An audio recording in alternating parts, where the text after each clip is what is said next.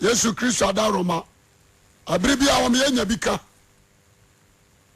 unim Yesu a me pa ochao o ya boka wasidan watoka waware unim Jesus eyo bregu adwuma no waye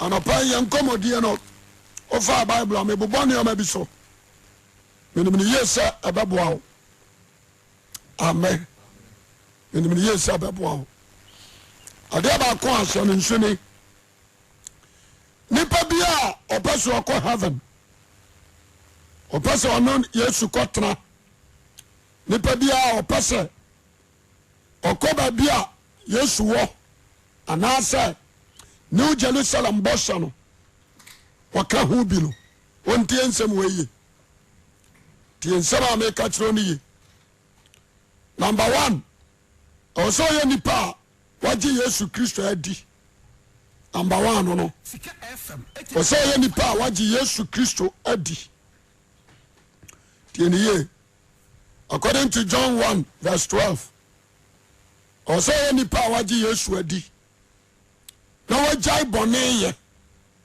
ti asɛmri ye ti me kan bio also ye nipa waji Yesu adi eno ya number 1 number 2 we nipa wajai bone ye bone ntiumu one bone nto abasako mu so ade ase one bone nto abasako mu ye kan bone a bone bia ya bone teniye bone bia ya bone we nipa wajai ye amen number 3 also ye nipa won konkru tiumu that is 3 number 3 no we nipa won konkru tiumu we pesa ko heaven Bible says obi ni Kristo won mo a onya ne dia yesa quotation no so me bobon Samson a kire we nipa won konkru atiumu number 4 we nipa wabo honam na no nsaso de na nakono asemiam we nipa wabo honam na nsaso de na nakono asemiam shazade no so Corinthians 5:22 down ozo hunu sade no na do number 5 ti asemi ye ozo ye nipa sabi asema me kan shanon so nya sabi a ni hunahuna we nipa yabo wasu ewo nsu a atenemu ensu atenemu edwanu nsuom apagyaw John chapter 3 was it on freedom ane wo ma wo bia ore huru onyankopɔ ahenie ade ba ko a mebubo so dia mebubo so ya sema hia me o ye di pa sabi yabo wasu won nsuom edwanu nsuom apagyaw sɛ woni Kristo bomawu wasa ne na sɔre won kwafofurom woni Yesu Kristo bomawu na wasɔre won kwafofurom ti asɛmni that is number 5 yanko number 6 so for me person ni Yesu kotra also any pa wodo tamfo ti asɛmni wose do watamfo wonya wana watane mu ye munhya wana wadome mo o mampa ya ma wana wo hamo na ne saa yom na moyɛ agya wɔ wɔsoro ne ma ne saa yom no ana woyɛ agya wɔ wɔsoro ne deɛ ɛma mpa ya sɛ Awurade akua da atame te Awurade kuno ya agya atame te Awurade kuno amen oso yɛ nipa woyɛ Nyankopɔn ba only the sons and the daughters of God and betimi akɔ New Jerusalem inti sɛ wanfa onu amfom so ɔde sai sɛ wan na otamfo a ɛbɛyera ma wo sɛ nkwagye wo benya sɛ de no nso adu number 7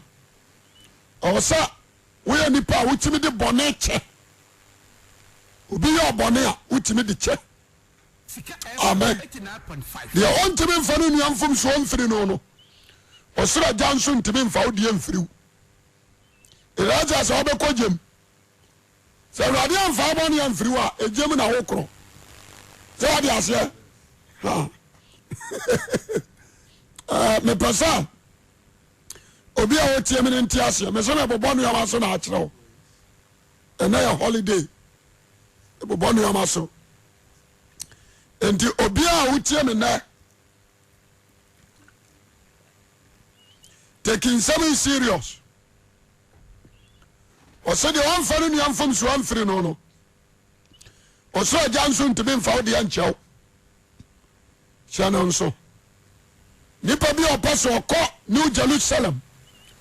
Okɔ tra odi nda ene awieye. Wonya nipa a wone Yesu Kristo wa pam ɛwɔ ne mogyam. That is 8. Wonya nipa a wone Yesu Kristo wa covenant ɛwɔ ne mogyam. He was okay in Psalm 50 verse number 4. Osema mo abo ama won tefo no mame. Wa ma me nam aforbo so ne won wapam. Enya aforbo a wo bo na so adam ono. Aforbo Yesu Kristo aba boye. Apam no Matthew chapter 26 verse 26. 26. Osi yeni ni moja nipa bebrenti.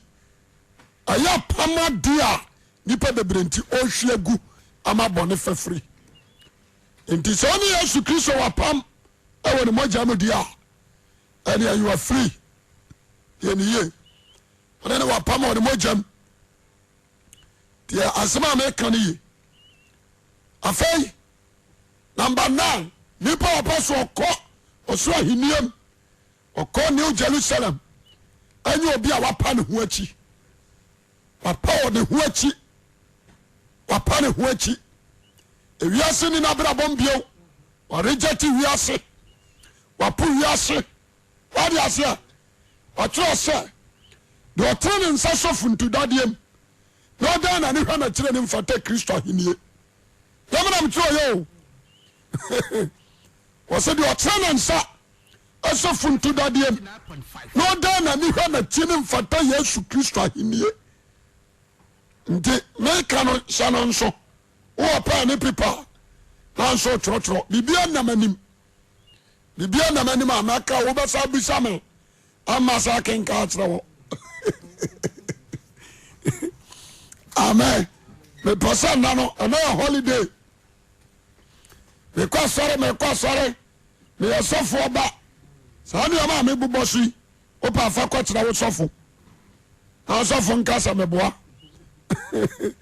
o pasa o ko heaven asema de ayi na madru so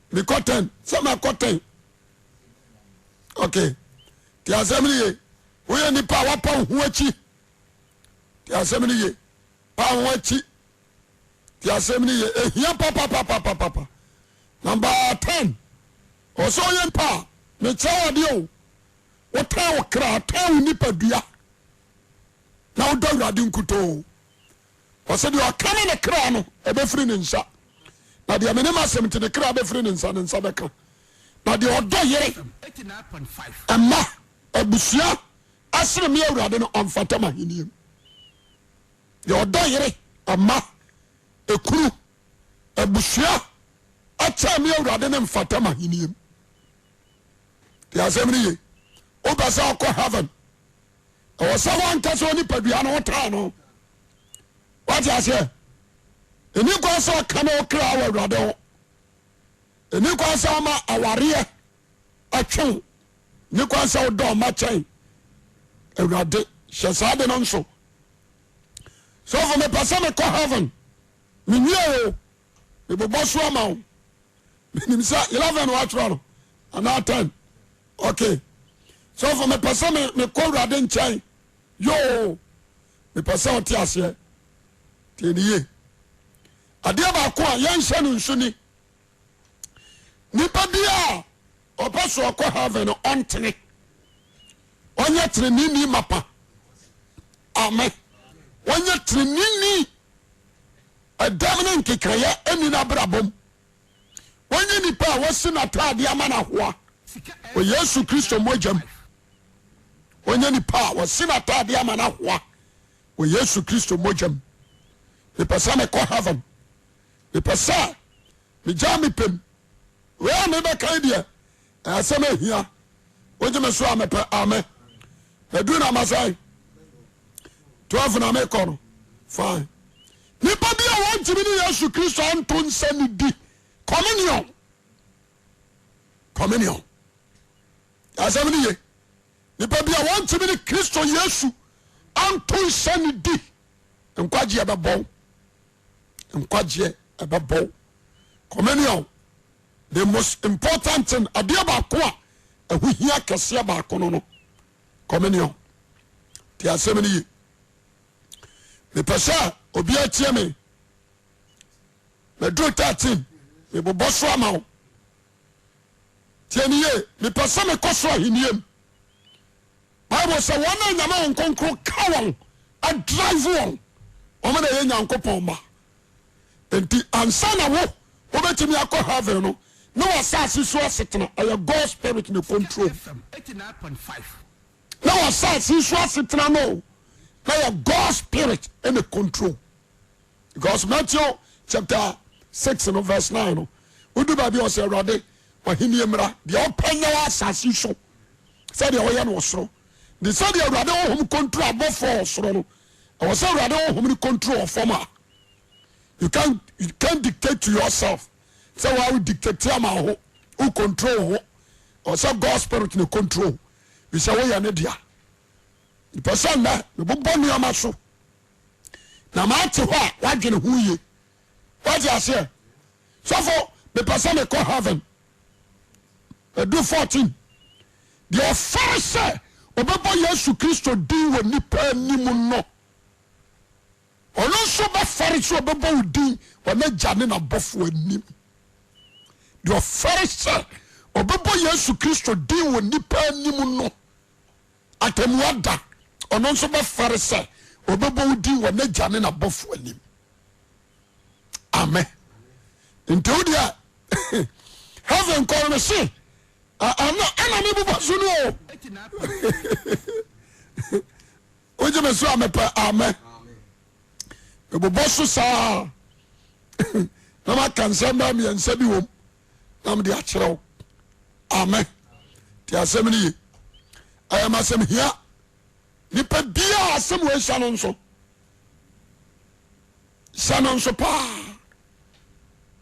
wo Pharisee be Kristo ho danse ana ni wo ye ne fare so be bo Kristo di wo nipa anim ayo ono so Pharisee be bo din o na jane na bofo so what you say fine afa madu baabi madu 15 me pesa nipa bia wo tie me na tie ne ye tie ne ye awiye bram ne ewei say yanka nkyrewa na ya ntwewa dwena nyina baabi a ba sa obi akwa asore no wonso ya de ban ukobi ti asemni say ayo fare so bebo Kristo dia ono nso abane fare so bebo din ono onyankopon ne na bofo anim so do go gina wo akobo din abane fare okay because I 15 the percent here for ntie me ye Bible na da ho no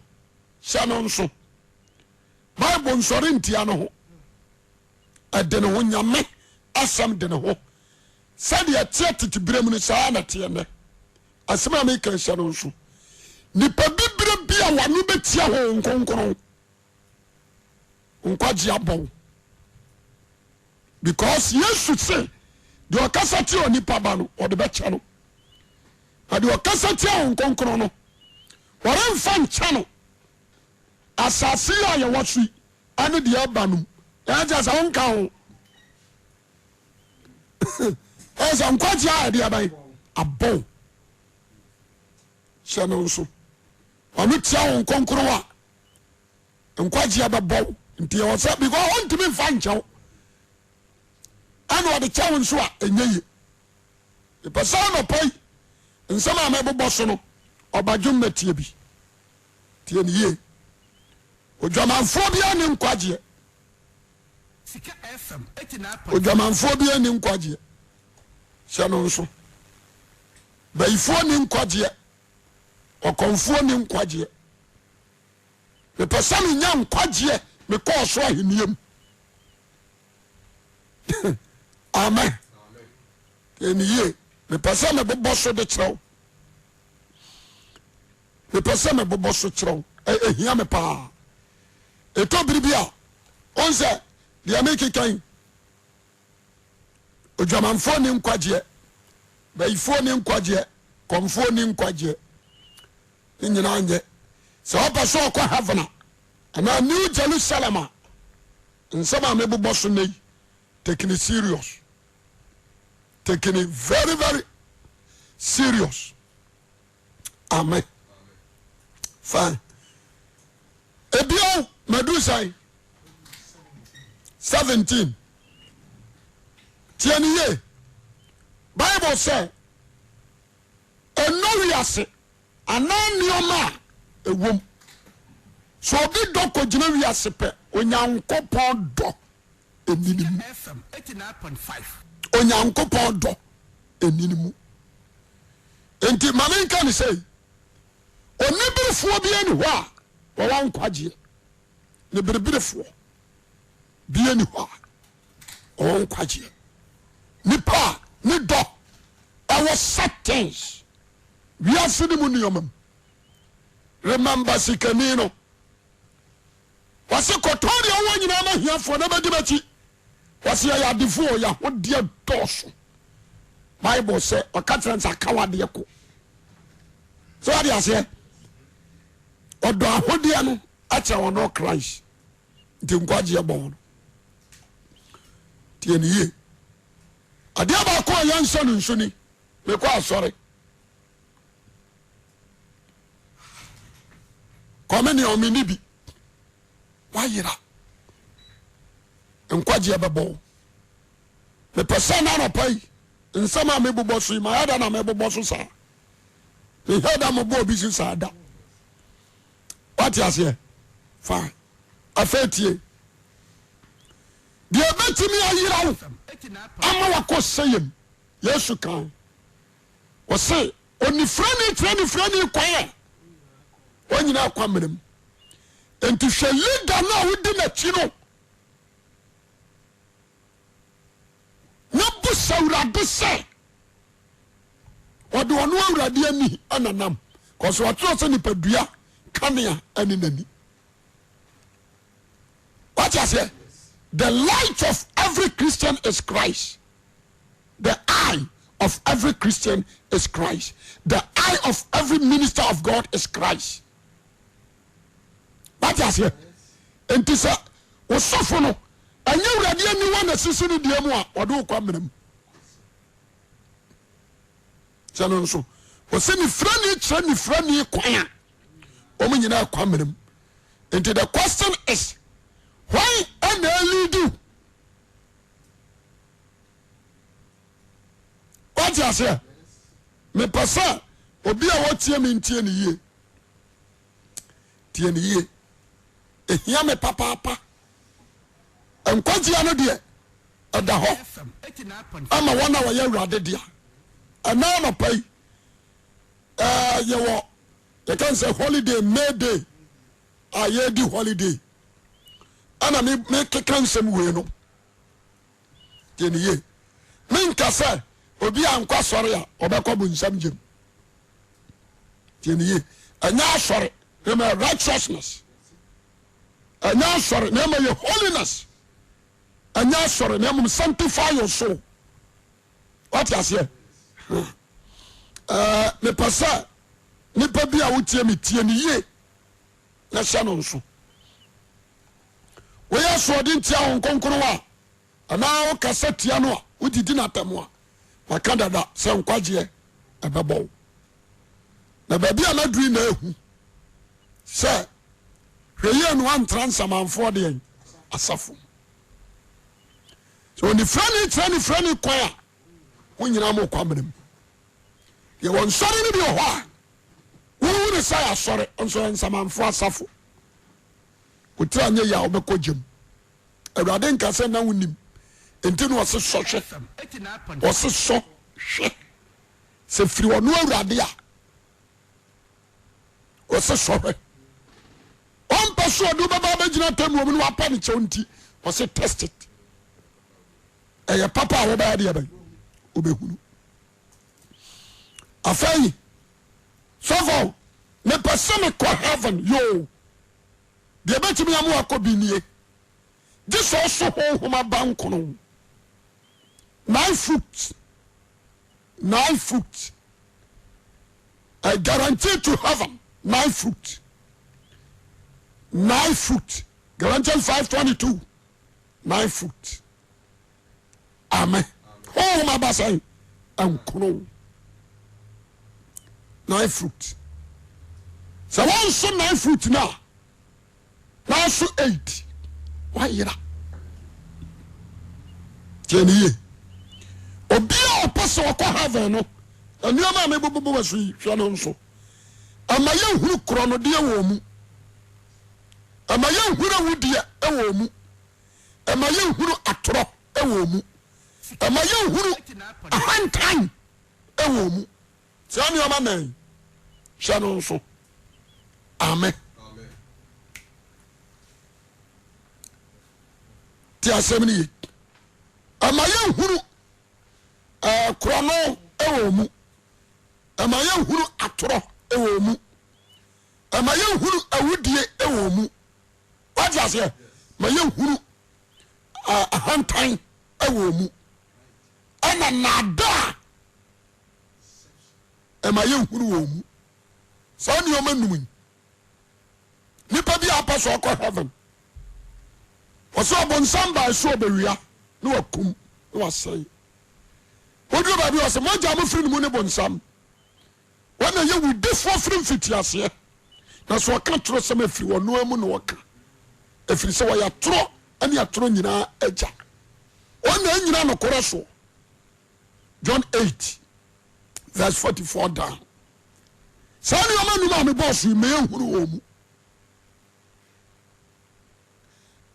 ti asemni enkum nipa oya boss ye wakum nipa FM 89.5 oya nurse ni gira hospital so ni mu ya na boss ye wakum nipa oya doctor wakum nipa ni koja mu akoye wakum nipa jisika koye wakum nipa amen me pasa atiefo ntie ni yie ensama me bubo so nyina ye ensamo a ebetimi de wako se make se ba kokura you be in trouble na ne yade ai amen apart from the 9 fruit no on some about 5 maba kan yo ma 5 bi ye huru wo mu a nkwaje bebo se 9 fruit we wo mu a ye huru sa no ma we wo mu amen se 9 fruit no e wo mu a no ma 5 na me boss no ye wo mu je sa no ma no nso ade ba ko asa no nso ni mamen kasa min kire ona ayasamo a da tieniye hweye no amfa wurade achi wade anka no ebi ni awareguo hweye no amfa wurade antana wurade wo akomam obi oja na yere ne ye wurade tamfo wo se otana wareguo otana wareguo te baama wo yere mu adwame a waja no wo ye wurade tamfo ko da wo koye wo yere ho ade na wurade ye danseni what you say the person enioma bi wo ho a wo hye no nso teniye ana no pai me de manusi me yara na mbobo no yama so sa na me kasam kakra bi ana a kire tiefo na futu sam ne se sanka mani wa manya no yama say 22 ekosi 35 na bom 22 aye onim sa sinto di ato abama nipa koseyem faka ho was a Sintedia 20 years in a day. Sintedia de Ababa, but they are not sure Babano only. A young said, your young was saying, common, near Jana to Pubrum sincere. Wakatra on Samu and the man Tunkume Muba could Sintibia. Sintibia too.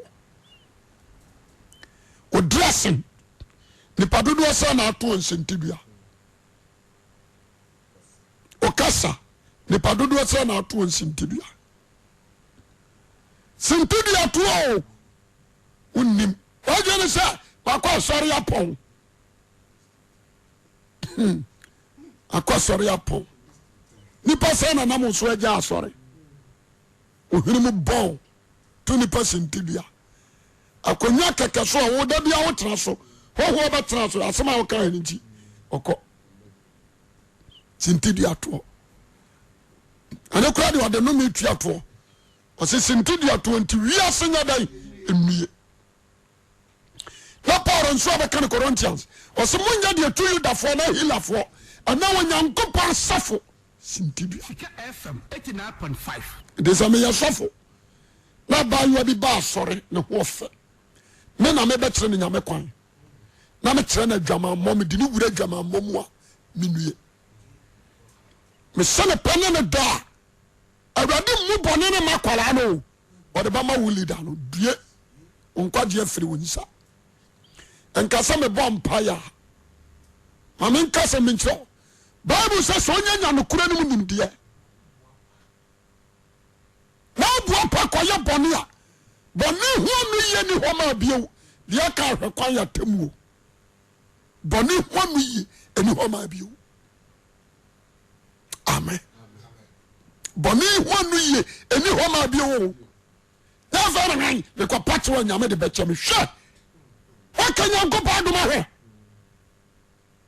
wasaba ka bi osabe wakanya nkopa adoma hwe no aba pa koye bone no bone ho anu ye ni ho ma ne bi de aka hwe kwan ya temu a eba amen me persona pai me de ma no si ha na me kan bi ketua bi FM 89.5 adema o je me so amepe amen man preachio me tira o nyoma when as 23 ka wasa de we kan the assembly mechanic says here okay here me papa Sintibia 20 years nue Safania 1-2 no o so be press Sintibia tofo obi o to Sintibia o kwa so secret wa kura me no trum nyina gu o je ne say ya sere de opa bi atimi de ko o se Sintibia 20 due wa kan de ato sanu so e person na o dwene nsam ma akosan 23 na bu sa ho se ana so me won kwa na me fa kronka na nya 24 tieniye nipa wo pa nkoje wo pa so ko New Jerusalem wo pa so ko heaven tieniye adwene mu bone sika FM akoma mu bone ebetimi ayi wafiri nkwaje adwene ni akoma mu bone wote ho eda na wodwene papa na wodwene bone amen wodwene papa na wodwene bone adwene mu bone akoma mu bone ebetimi de wokɔ eno na de wokɔ because obi hu no atufo adwene mu bone akoma mu bone obi anhya no nso hweye no anya chiwade ebi ni gay ebi ni barema one barema da oba one ba da what you say nipa ofa aboa nipa so oba bu ni nsa ofa no chiwade o e pasa me kan bi di kire wo hweye no anya chiwade amen me pasa na nsam kakra bi ana mabobo so nti onya daje so twetro ya onya daje ana wa ba ba mu no wa hwe sane o ma me boss nyina no ebe lead you to hell so wo buswa ti asemni me shaw me de ma no sie ma me fama futuo ne mra me futuo me de ma oni ankwaje sombo cha sika ankwaje sombo cha hode ankwaje sombo cha abodini ankwaje sombo ete ngumanim degree ankwaje sombo ete wiase animu ajapade bu awurade kase sene oni padua fa ne dia fatama onyankopon dinini awia anajo hwehwa ho brase na wo benya ebise nyankopon no bra no wase ojo amen afatu amede mawi ababoa tutu anamo se Kristo diem na to takrama naraka amwani miri obia de da de waja no nani na wonkwa na ware hweye anya sempefo wa manfo nsemu na manfa so mo bi nko wiase manfa so mo bi nkura wurade bata kenkan afutuo ankyerɛkyerɛ kosi sɛ Yesu bɛba ma yɛnyɛ good scent awɔ ho ama yɛnyɛ bad scent yɛwɔ so many scent yɛwɔ center ayɛ bɔɔla yɛwɔ center ayɛ toilet yɛwɔ center ayɛ aboa wawu ne waporɔ a scent yɛnyɛ good scent that the scent of Christ is better for your life amen yie papa tieniye ayesa dimpa yesene wopa what you say awoda ayesene owuda obadwem ma futuo ketuo bi na mede mawo yie onyansani tie me na onyansa noso dan nkyene nyamfa wonto adiem